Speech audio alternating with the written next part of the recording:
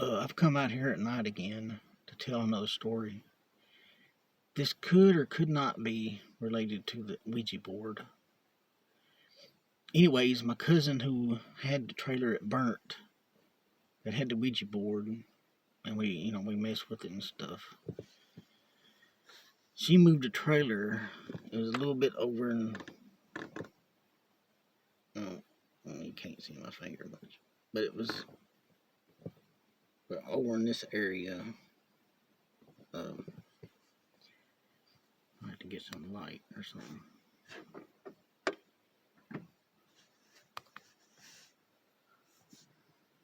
Like about this area in the field over here. Amish owns it now, so my uncle had to trade this all off to the Amish to build a house because the old house is falling down. But before they had to do that, my cousin lived in a trailer in that area of the field. And she said that one night she woke up and there's a man standing over her. And she was paralyzed and she couldn't move. And she said the man had a white beard and and she could only see from his waist up. And it seemed like he was floating next to her while she's laying on the bed. She said at first this figure just stared at her. And she could see him, but she couldn't move, she couldn't talk, she couldn't do nothing. She just paralyzed. She said all of a sudden his hand floated just a little bit over her body from her head all the way down to her feet.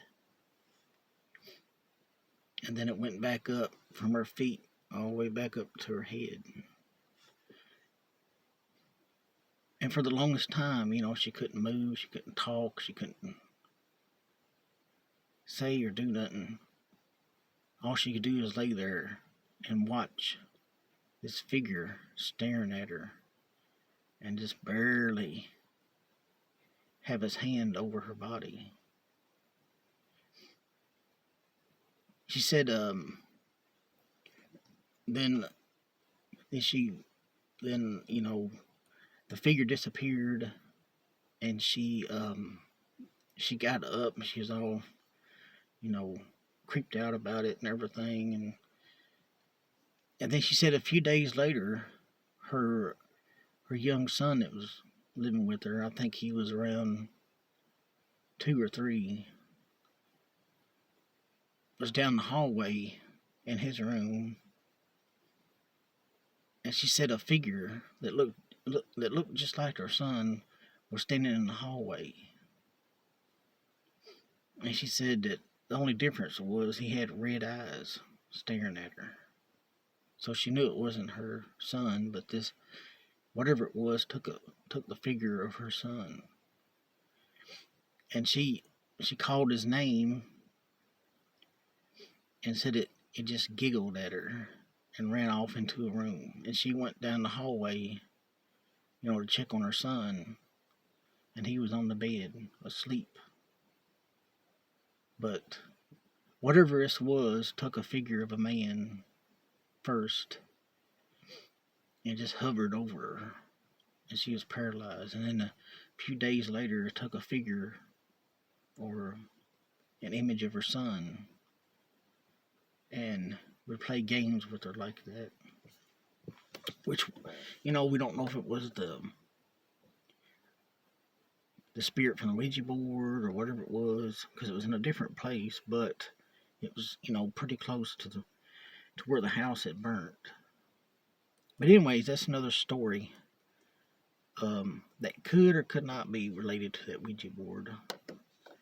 I'll say it's story number 3 of that Ouija board, I guess. Possibly could be part of the Ouija board, because it could be the same spirit, because, they do play games and stuff like that. But anyways, I thought I would share this, and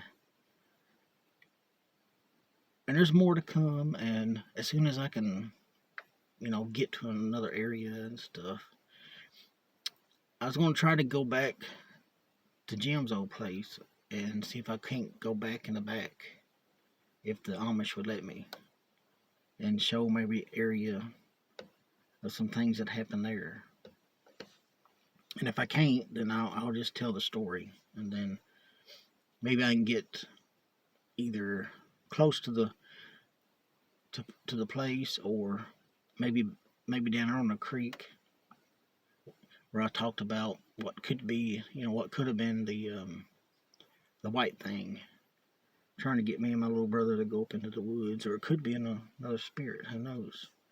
Anyways, this is just another story, and more to come, and